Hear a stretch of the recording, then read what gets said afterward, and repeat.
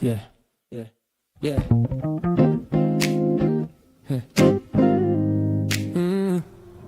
Yeah. It's percolating. Good morning. Yeah. Good morning to the people on Facebook. Good morning to the people on IG.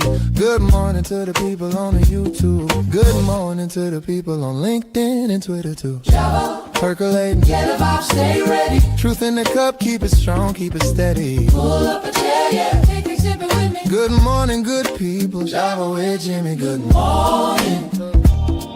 Good morning. Yeah, the love percolating. Vibe percolating. Java with Jimmy. Good morning. Good morning. Yeah, yeah, yeah. Good morning. Yeah, the love. Vibe percolating. Yeah, Java with Jimmy. Good morning. Percolating. Yeah, we in it. Yeah, we in it. Good morning. Good morning. Java with Jimmy. Percolating. Yeah, we in it. Yeah, we in it. Good morning. Good morning. Java with Jimmy.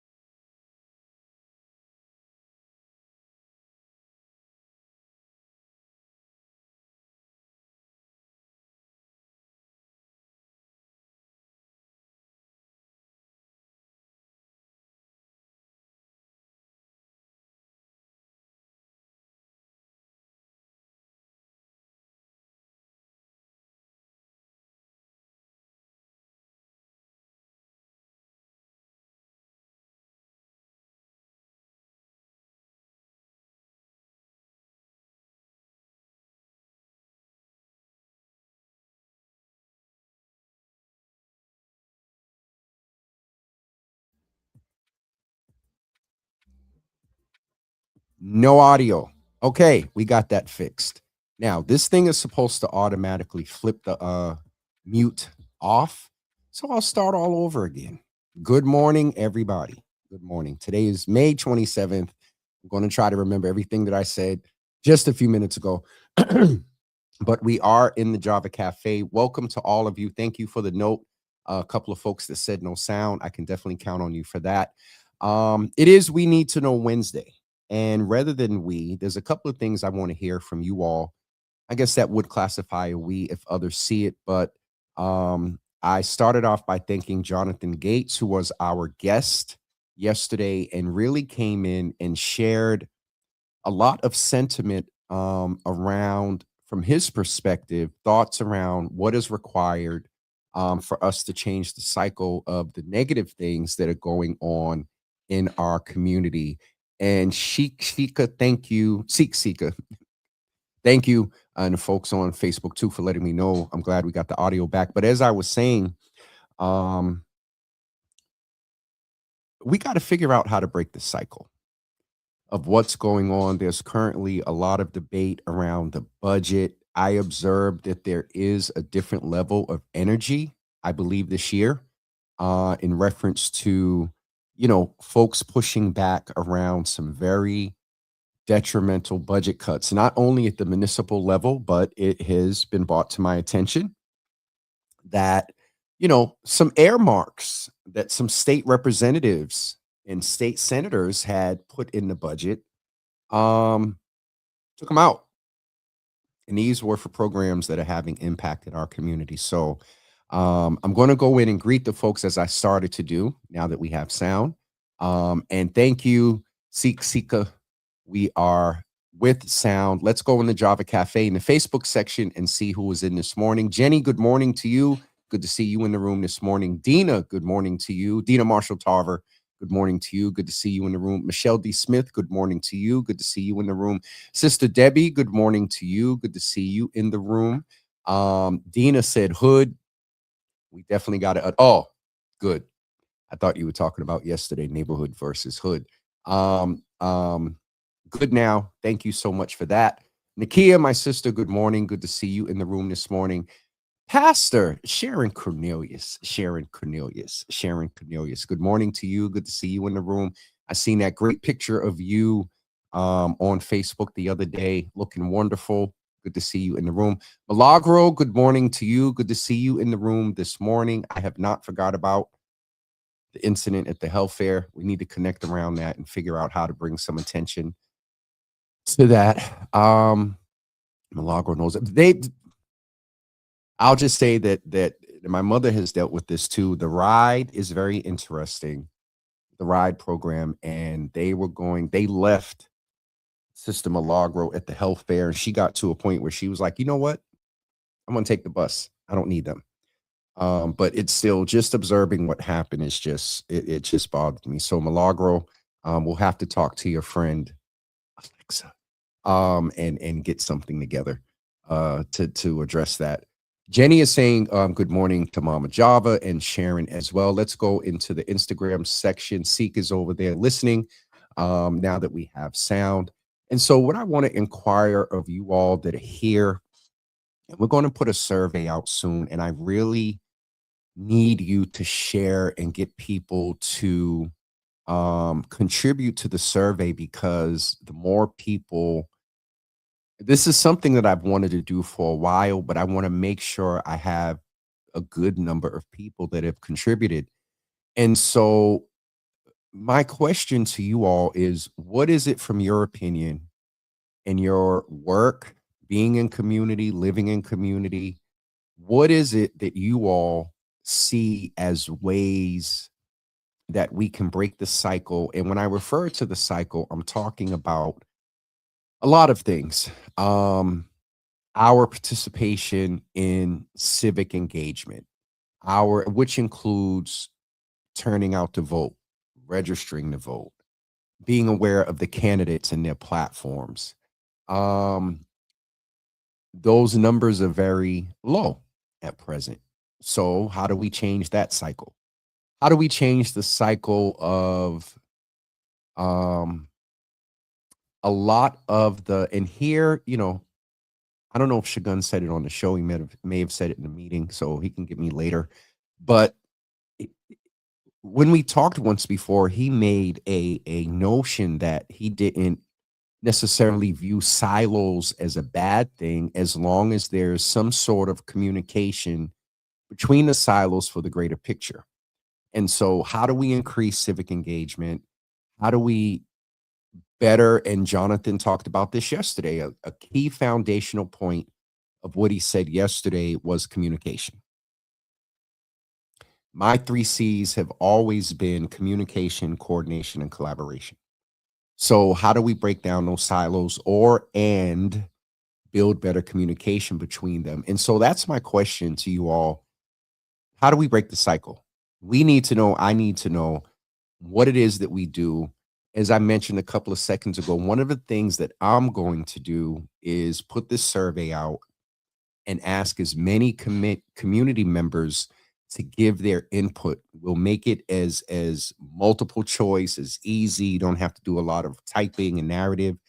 But my goal is to get at least 1,000 people from Boston.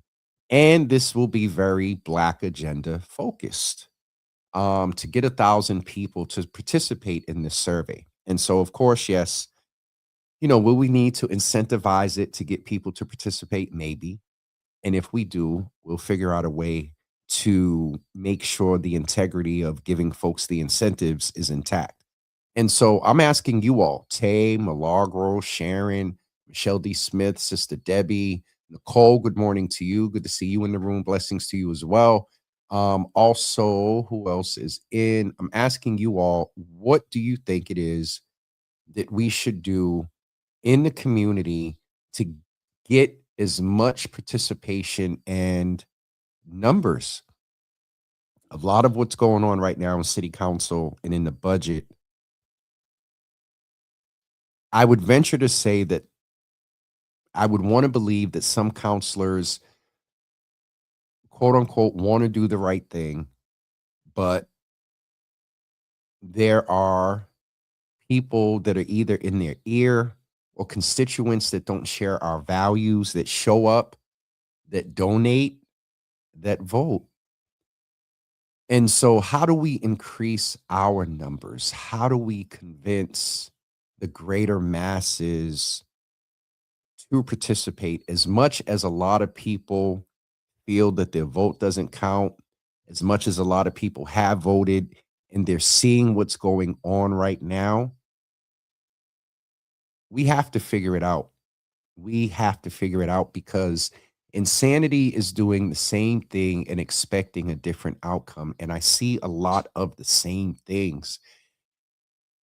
And I may even employ, there's nothing wrong.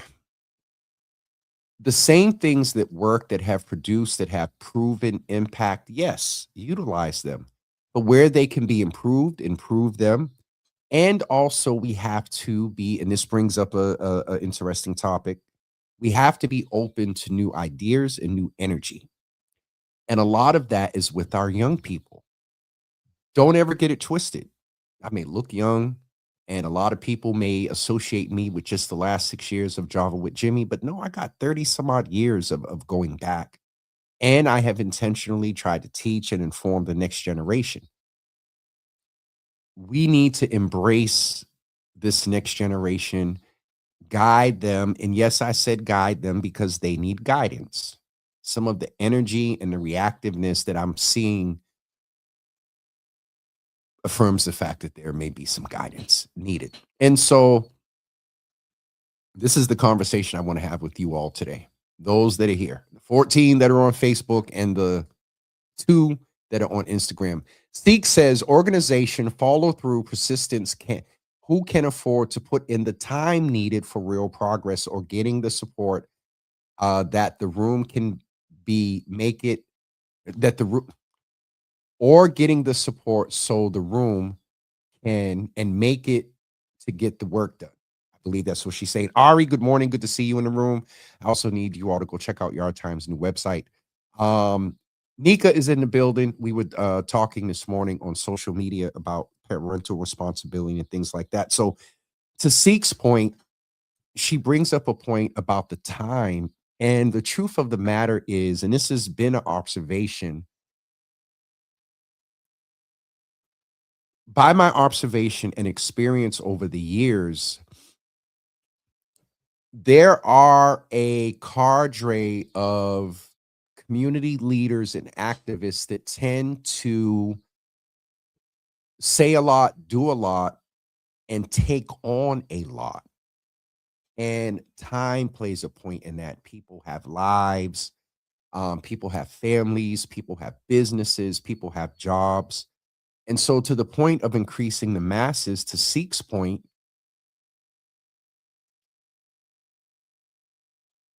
do we spend energy in convincing more people to come, or do we have to find a way to not allow, and I don't want to say few, we have to find a way to allow the people who are consistent in this space to not get burnt out. And for a lot, it is longevity in the space. For a lot, it's what they've endured during their time in this space, and people are burnt out and or consciously, intentionally making the decision to step back and allow space for the next generation. Some, not all. We still have people that are holding on to the horns of influence and leadership. And I'm not going to go there. Asia, good to see you in this room this morning. Good to see you in the room as always. And so Michelle D. Smith had, I'm going to read her response now, in addition to Seeks over on Instagram. She says, we as BIPOC community need to abstain from being apathetic and understand that if you don't vote, your voice isn't heard and you can't leverage the we the people power to make the necessary changes needed in our respective hoods to ensure the best quality of life for everyone. I fully agree with that. I also have an additional perspective that Carlos Enriquez had shared some years ago, was that we get the notion of, because people were saying if you don't vote, you don't count. But people that don't vote still pay taxes, presumably. Do they still have a right to give their opinion about where their money should go and should not go?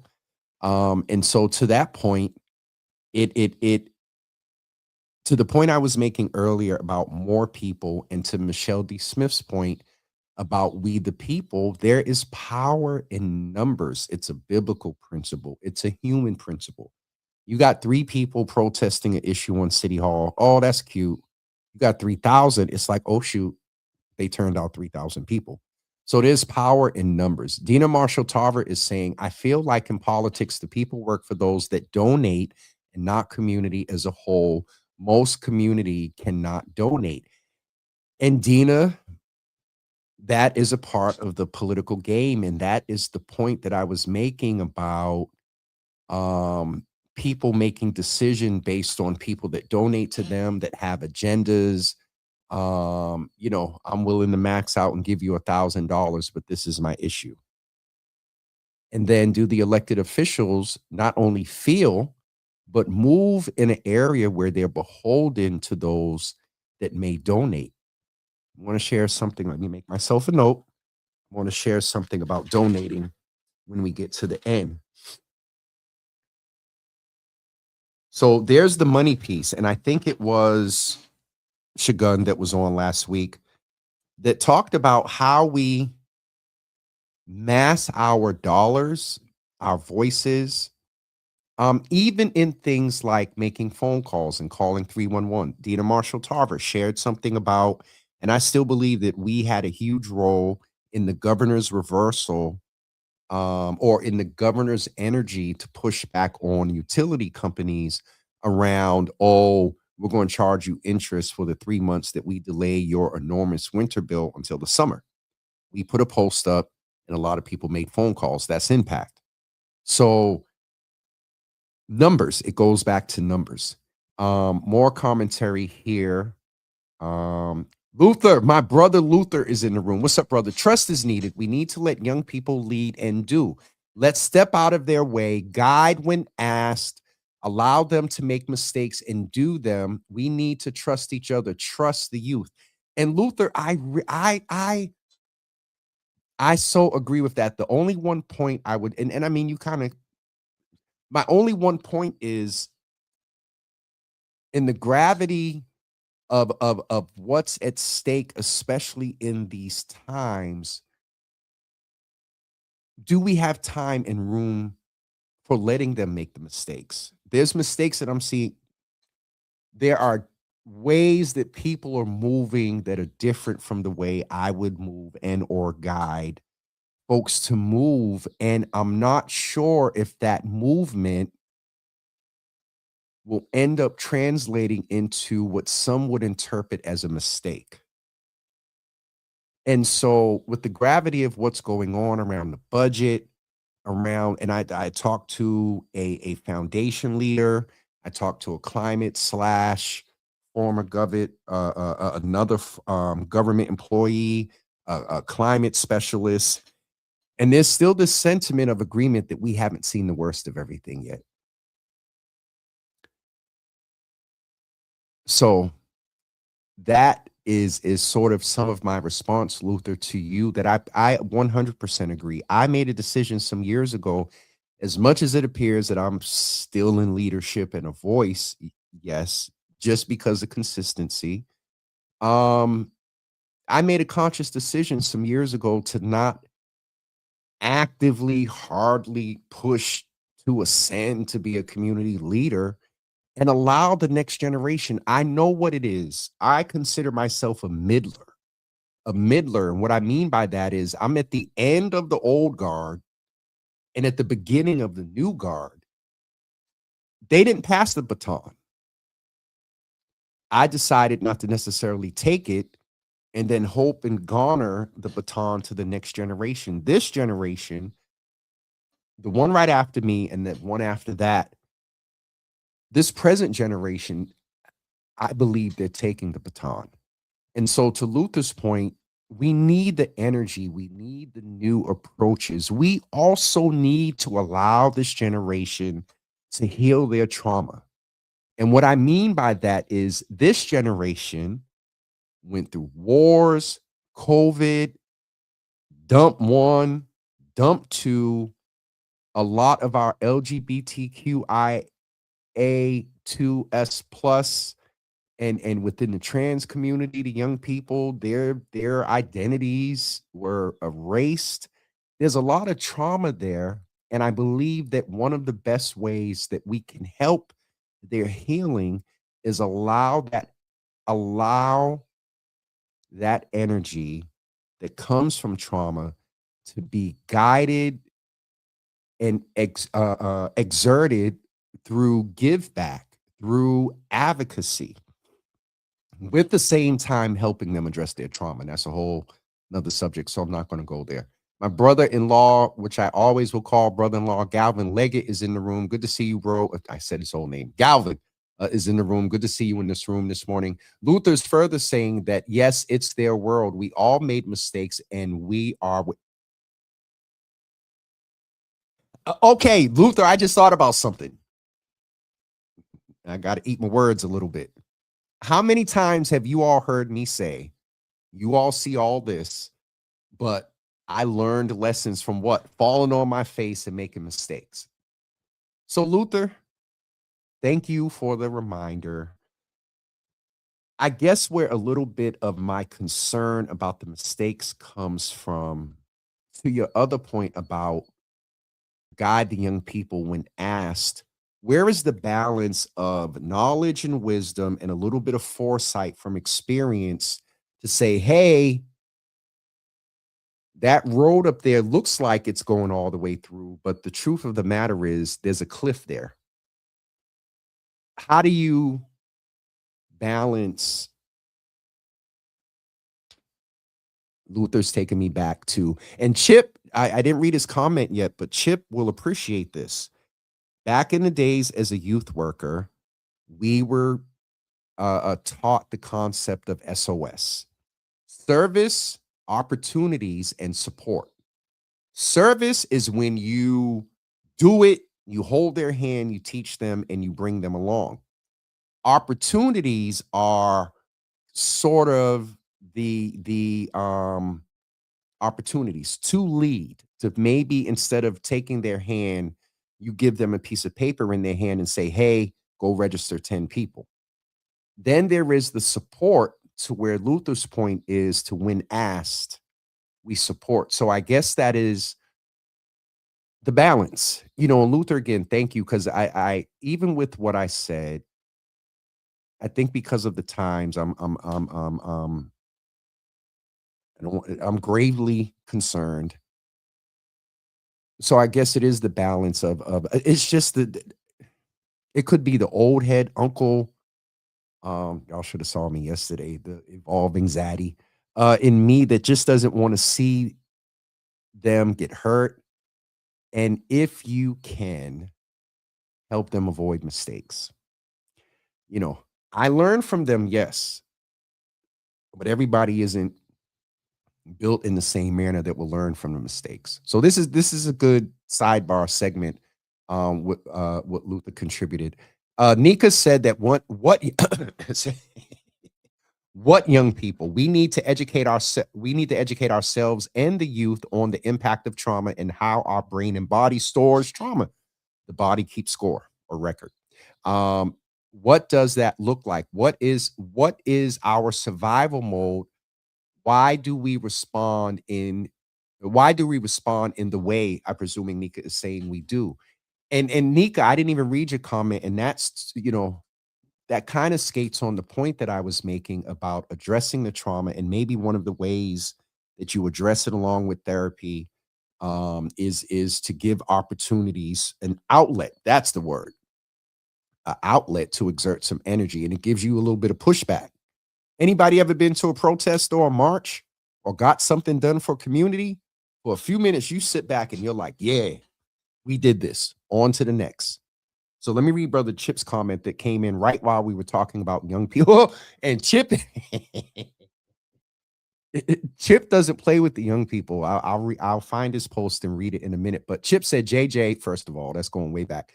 JJ, we need to teach young people about networking and showing up, and not use social media as the only tool to attack social justice in the community. You have to talk to people in person in real time. Absolutely.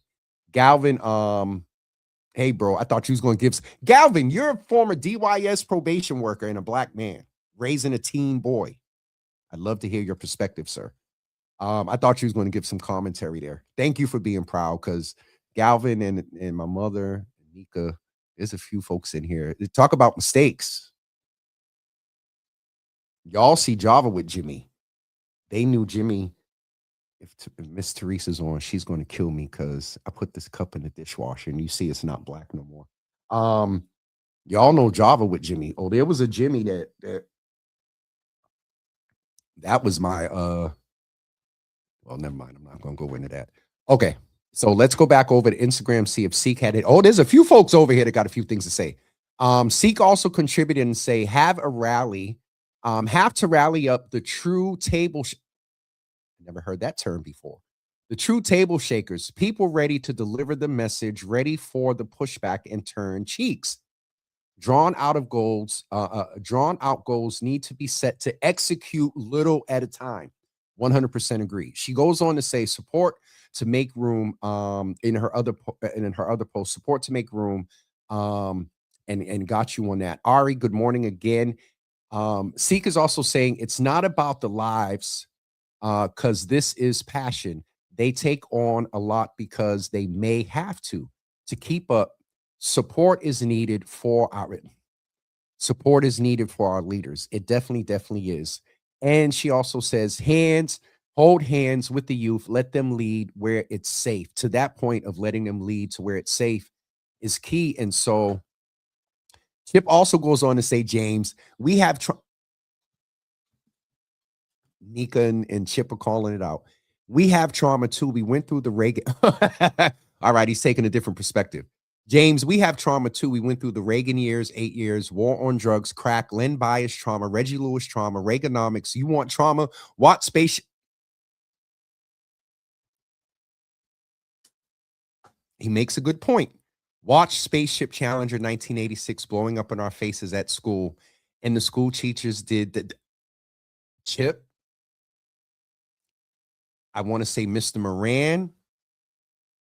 He was a science teacher, and I can't remember the woman's name. She had the old school mushroom haircut. We were on the first floor at the Taft in the back room when you first come in the side entrance. And I remember they were coming in from lunch. And all they said, and you remember back in the day, this day we didn't get to watch it. But you remember back in the day in school, they would roll out the big back TV and we would watch the space shuttle. They came in, looked a little distraught and said, oh, the space shuttle blew up. Everybody died. So to Chip's point, yes, we dealt with trauma too. And part of the reason that our young people are moving the way they're moving is because they have grew up in environments with unaddressed trauma. It's a hard thing to say. Some people may not agree. but by my observation, that is definitely true. And so, Chip, to your point, to the point that Nika was making, we all have to address our trauma. And I think one of the ways that we can do it, in addition to therapy, in addition to talking to people, is also having outlets to expend energy that comes with trauma. Some of our trauma causes us to want to be physical, fight or flight. And that isn't always just in real time. You ever think about a situation you was in 3 weeks away from it, and it gets you riled up and you're ready to send text and be like, yo, wait a minute. I just really thought about what you said or thought about what you did. And so, and that leads to another point of not unaddressed trauma, but unaddressed trauma, yes, but a lot of times we don't have to. It's a hard thing. A lot of times we do not prioritize what we need to do to address our trauma, our health, and things like that. So Nika is going on to further say, oh, that's fine. She said she was, excuse me, I got to start taking Zyrtec. These allergies are kicking my tail. And I don't want to take medicine. Chip says, we watch a teacher blow up in our face. Space is, I'm not messing with you, Chip. So, my thing is, Donna Williams, Bowen, good morning, Janky. Good to see you in the room. What are we going to do? There are protests going on. There are testimonies at city council going on. At the end of the day, if these elected officials pass this budget as is, what are we going to do? On the political side, we need to start now in identifying who at large, who within the districts need to be replaced. Get behind those people. I'm not going to go into it right now, but for those of you who are really into politics, you're going to get this. 10 people, $1,000, 10 hours. Keep that in mind, because that is now how we need to start moving. 10 people, $1,000 each. And actually, the original was 100 people, $1,000 in 10 hours. And if you know, you know. If you got questions, inbox me. We made Chip, when I started working, I don't want to lie. For some reason, the minimum wage in my head, I remember $1.95. I remember $2.45. I slightly remember $3.45. And I may be a couple of years older than you, Chip. I started working when I was 12, 13. So at 50, I think it was $2.95 when I started working, or $2.45. It went from $1.90. Can you imagine making $1.95 an hour? Work 20 hours to make $60. Chip, I'm saying they're making a lot of money now. All right. So what I've heard from you all so far was Nika said, I posted yesterday, trauma can look like.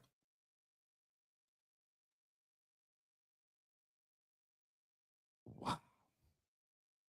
Nika, you said some profound things in our conversations. And when we, she's about to say some more. Hold on. Growing up at 106 was love and trauma. Shoes, pots, pans, brooms, spoons. My mother whooped my tail one day with a spoon. My boys were in the room. You okay? I'll never forget it. A spoon. Brooms, you name it. And it was used to discipline. And we grew up thinking that was the norm, not realizing our brain stored that would now be called abuse. Nika, I'm going to be honest with you. Is it normalization? Because based on what we know has been some real abuse of children. I don't know if it was abuse to recollect. I'm going to pause for a minute. And Nika, you got to clip this out and show this to Ma. one of the ways that we dealt with our trauma back in the day, our cousin, was it me and Sean or Sean? There was a song and it goes like this. If you're happy and you know it, don't go to Aunt Barbara's house. If you're happy and you know it, don't go to Aunt Barbara's house. He'll hit you with a shoe and a frying pan. If you're happy and you know it, don't go to Aunt Barbara's house.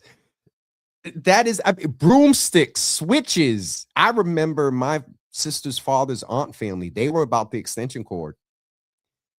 So, and Nika, Jonathan talked about it yesterday.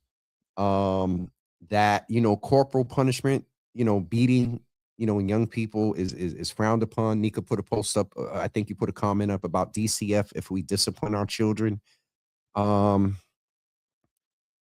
I will say this, as much as there's commentary, I am not a parent biologically, but I've been around enough and have reared and helped raise some children enough to know it is not easy. I will never, especially in these times, it is not easy at all. And I guess that's where the conversation comes in about, you know, parental support groups and the village and whatnot. But Nika, you got me off a little bit for a minute. She also goes further to say it shouldn't be laugh out loud, but we laughed and it was serious. I mean, we would laugh. Nika, you remember the day you started crying and Ma bit you on your bottom lip? Was it you? You did something. Y'all, I remember this as plain as day. Nika was this is 106 apartment 171. When you first walk in, the breakthroughs had a kitchen table that was sort of built in under the cabinets to the apartment. Nika knew how to cry. Let me tell y'all something. When Nika got, Nika could cry. If I remember right, she got ready to let one out or let one out. I remember, Nika, am I lying? It was either she would. Anyway, Nika, you're getting me a little distracted. Sharon said extension cord. That is real old school. Chip also says, how many young people in 2026 in Boston will last 2 days on?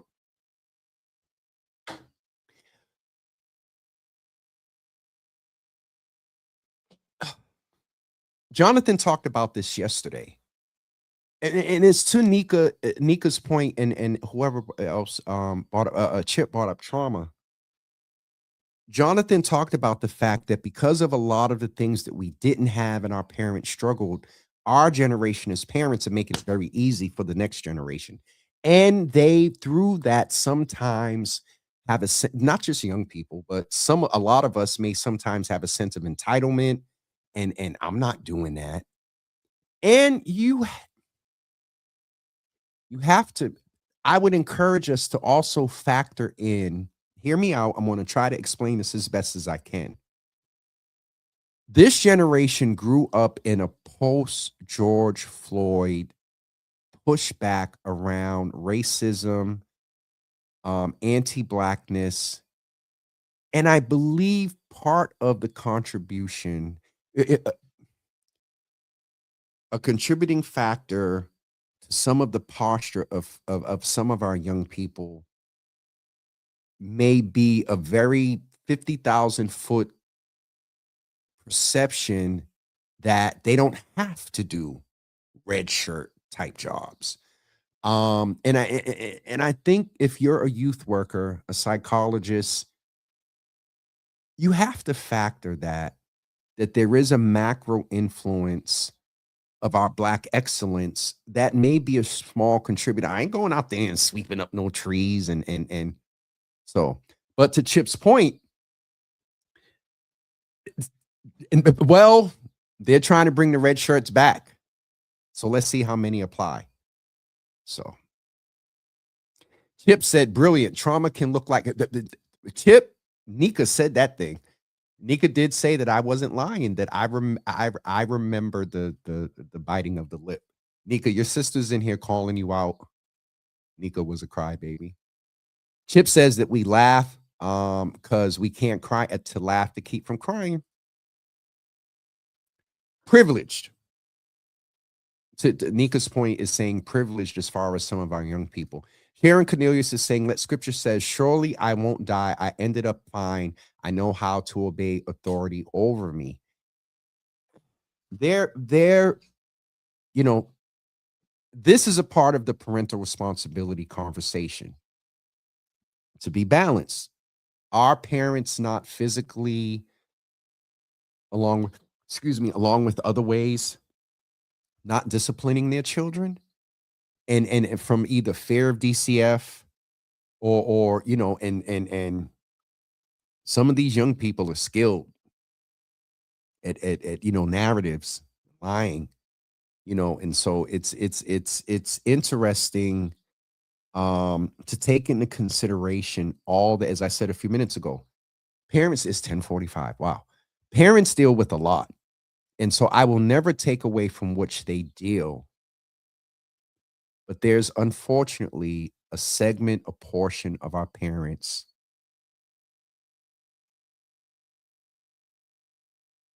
that are focusing more on being their children's friend. I've said it some years ago in some of the worst case scenarios. Some of these parents are letting some of their young people do some of the things they do because it's helping pay the rent. You know, my concern and my fear is that we are going into the summer. We haven't seen the worst of things yet.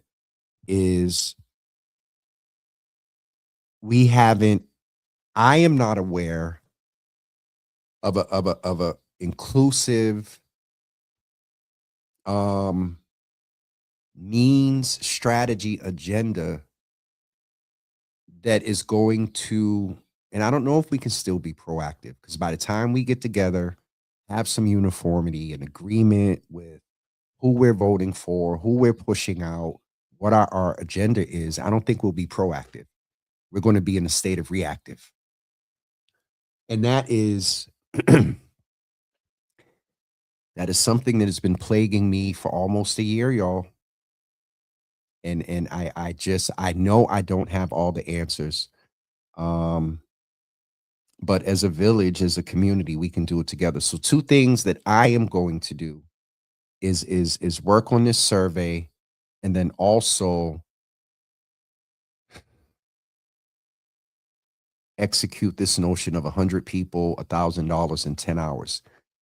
You can shift an election with 10 people, $1,000 in 10 hours. How much more could 100 people willing and ready to make $1,000 donation to our agreed candidate or candidates and donate 10 hours of volunteer time to phone call and door knock? People have won campaigns with 10 people. District, yes. 100 people, $1,000, 10 hours. Survey, and that's what I see as my role. Clifton Breathwaite is in. Let me read it first, because y'all know Cliff. I truly believe that those that come from good homes should be doing more of the red shirt type of work, and those that come from disenfranchised homes should actually learn to work in the corporate area and flip the dynamics. I can see that. There's sort of the volunteerism, you know, the idea of rich parents would make their kids go out and work in the summer and volunteer kid camps and things like that. So I can see that notion there. Nika says, I was a crybaby, as my mother said, and my kids were crybabies. I passed it down. Chip says, Nika, a crybaby, I'm dead. Nika also says, I spoke with a lawyer yesterday who said they are concerned for the summer in our community. Lawyers, law enforcement. Dina Marshall Tarver says, just look back at my teen self and wondering what could have been said or done for me to not rebel. And I don't think anything. I think the things I did was because of friends, to Nika's point about peer pressure. Maybe if my mom made sure I was busy and in all kinds of programs, that may make a difference, but not sure. And Dina, this is some of the thought that I think mixes parental responsibility and municipal, county, and state budget funding is that where and when there are programs, our parents, I'm going to say the word, I'll say it because Nika's in here. She did it. Our parents exhausting themselves to get resources. They shouldn't, let's be clear. They should not have to. It should, if it's an incident in school, guidance counselor calls program, sends a referral, young person goes to intake, gets in the program. Fact is, sadly, that it just, to Nika's point in the comments on the thread earlier, that systems are not necessarily set, systems and structures are not set up for that.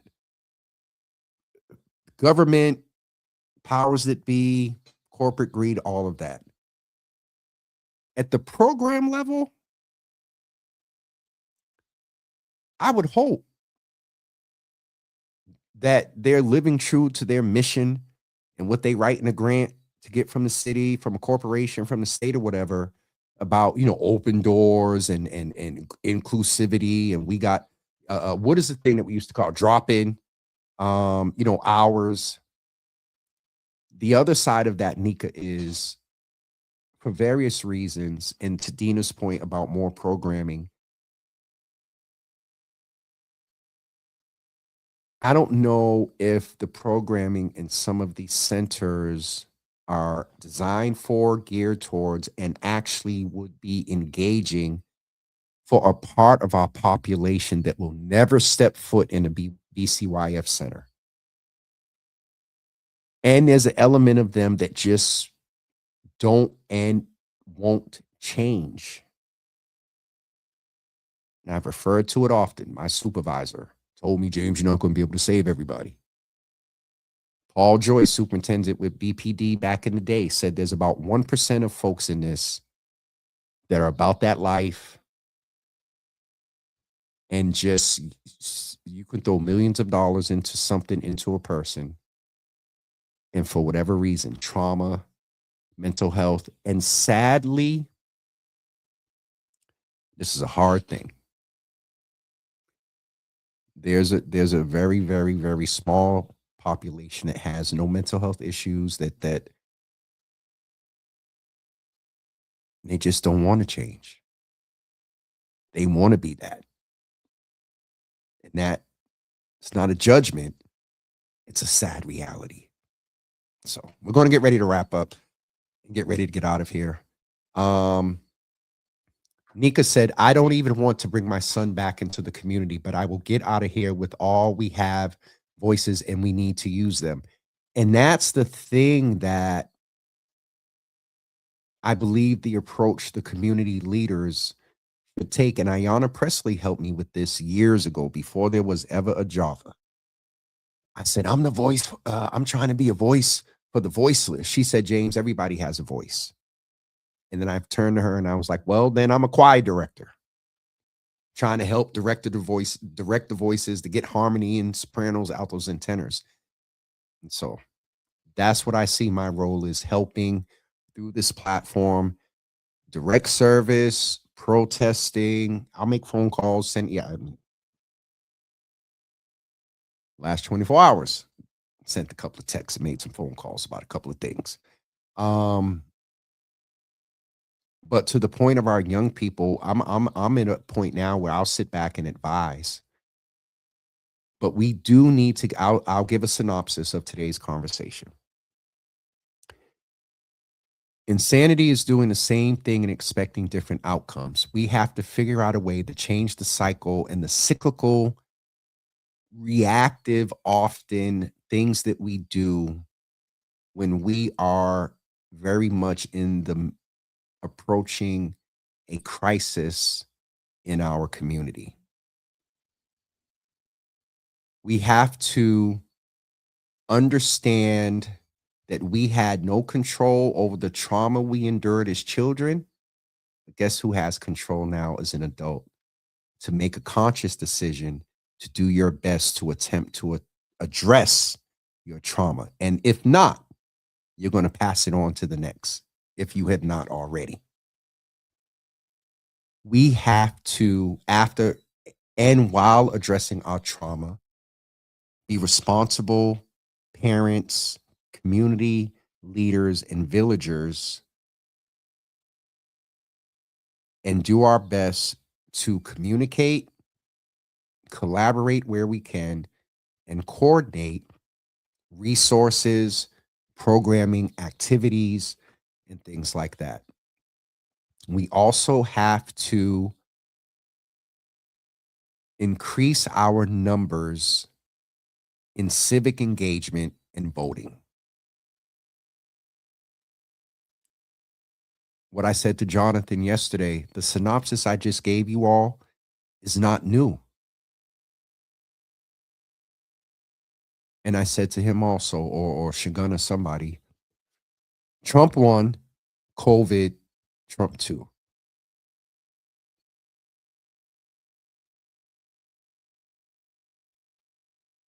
I don't know what it's going to take, but if what it takes is on the scale that I'm afraid of, we're in trouble.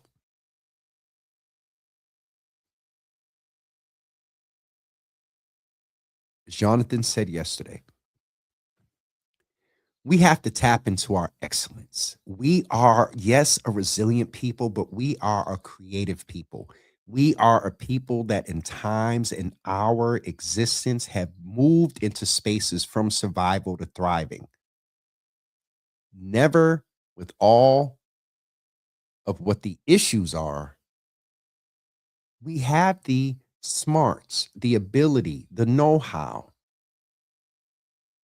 It's just how do we do it in a manner that is unified, that is most efficacious. And what I mean by that is, if I'm good at running my mouth on social media, on a virtual platform, I know what my niche and my skill is. If Chip is good at getting young people jobs, we support him. Chip gets me a flyer. I share it for the jobs. Chip needs lunch for the young people. Chip hires everybody, got to eat. Black-owned business. Manny's doing his part with food. Nika, who is studying to be a therapist and a licensed mental health LMH, licensed mental health LMHC, licensed mental health clinician, or something. Chip reaches out to Nika and say, hey, come in and share your story with my young ladies about motherhood. Come in and share your stories with the boys and tell them how you used to beat up boys. We have the assets. Bishop Bragg preached something some years ago that it's in the house. Everything that we need for the village is contained within the village.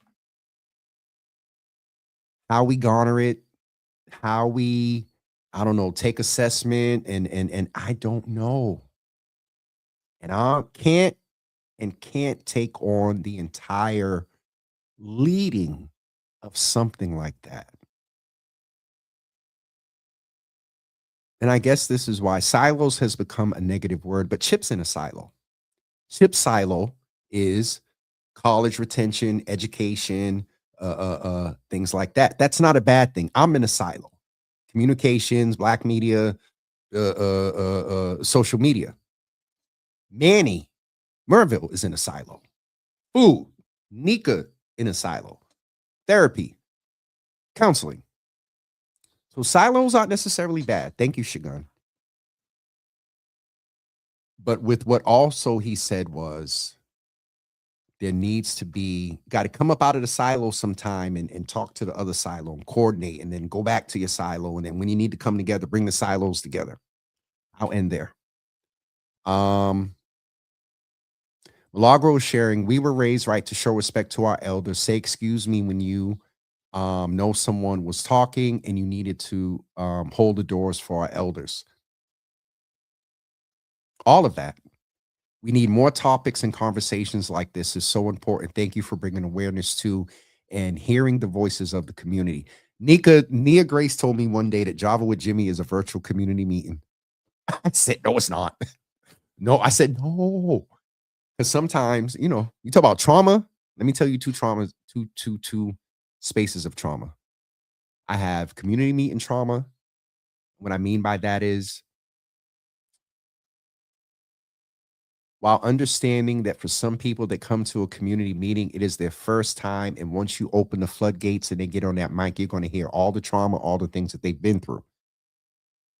Sometimes we don't accomplish our goals in some community meetings. The other trauma I have, and my boy reminded me of this, and I said this to him the other day. Oh, I have collaboration trauma. I have collaborated before and got burned. And I'll leave that right there.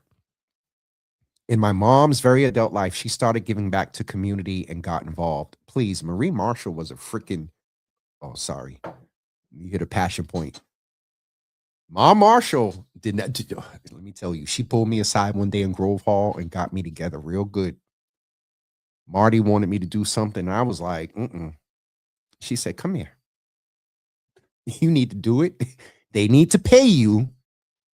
Yes, Marie Marshall did not play. Mama Java, who said they're not being taught about life the way they should be. And I will say this, and I think my mother understands to a lot of points here. My home wasn't perfect growing up. My mother had substance use issues. I was molested. Just, I didn't, now let me tell you, I didn't tell my mother until years later. But even with all of that, she laid enough of a foundation that I knew to go to certain points and no further. There's people right now that I literally could run up one way of them and run down another and be factual and destroy their entire lives. But I won't. One, because they're a woman and an elder.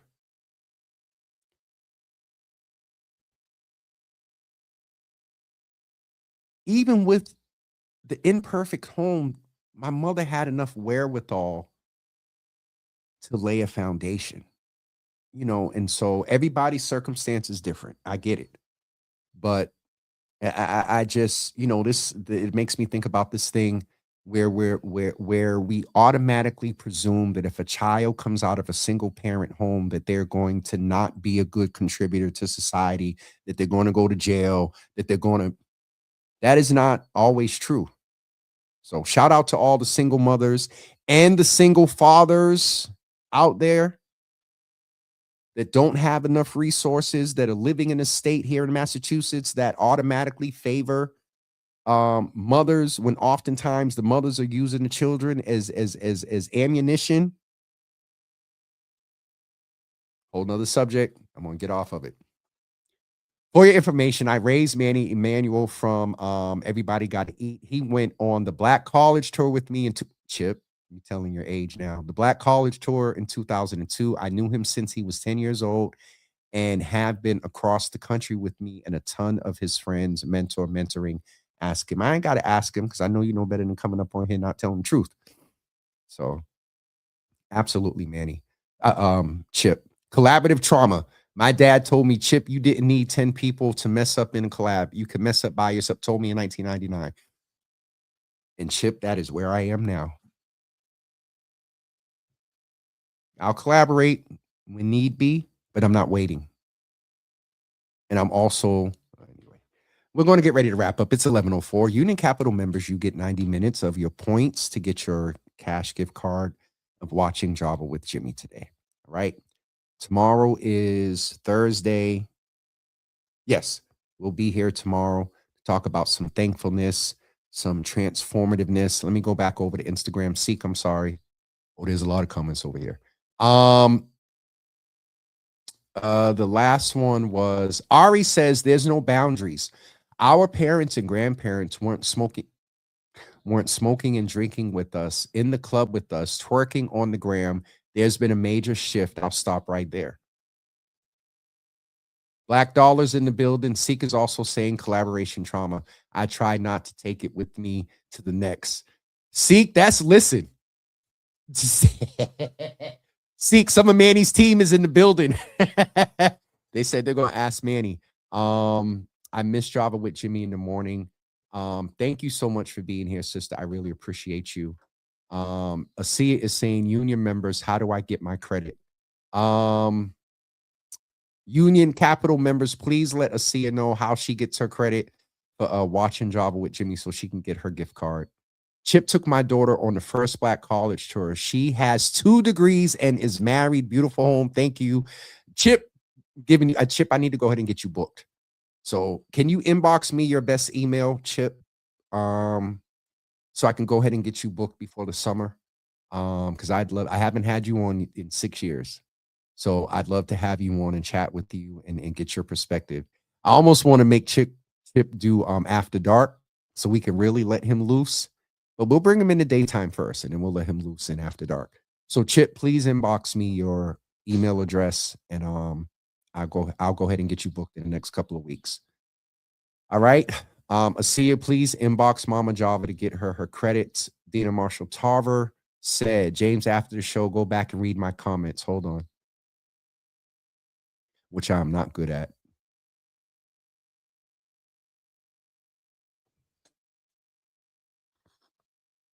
I'm trying to look up a little bit while I'm here now. I think I got most of them, Dina. All right, there goes Galvin. Hold on. All right, I'm going to be here for a couple more minutes. Galvin said, I was raised that your kids are supposed to love you, not like you, and that's what's missing today. Most kids don't fear their parents anymore because the system makes it. I didn't read Calvin's comment. And this brother, DYS, probation, and a parent, and from the hood, and got a story. So Janky says, maybe give the red shirt something to look forward to, maybe a field trip or cookout on a Friday. Not a bad idea. Dina, I'm still scrolling up to see, make sure I got everything. I think I got most of them, Dina.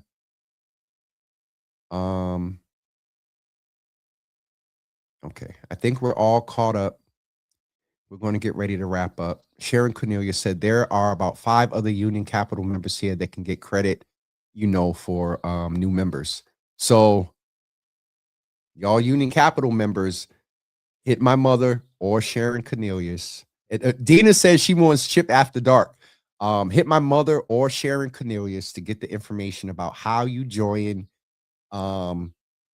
Union Capital that gives points for you participating in community, and Java with Jimmy are one of the ways that you can gain points. Eric Leslie and the team considers Java with Jimmy a community and it is a community engagement platform. So, all right. We'll see you all tomorrow at 10 a.m. Thank all of you for being here today. Announcements wise, please keep June 27th and June 28th open. One Love Sports Academy is doing an event, and so is Yard Time, both days back to back. And I think that is it. And Chip said, great point for Donna to give them something to look forward to on Fridays. While we got the red shirts, we need to give them some life skills too. And I won't get Chip started, but we need to do some health education for some of our young people during the summer. Because a lot of them are at the age where their little hormones and puberty is kicking in and they just don't know what to do with themselves. That's a whole nother subject in itself. Again, I'm getting off before we be here for another half an hour. We'll see you guys tomorrow at 10.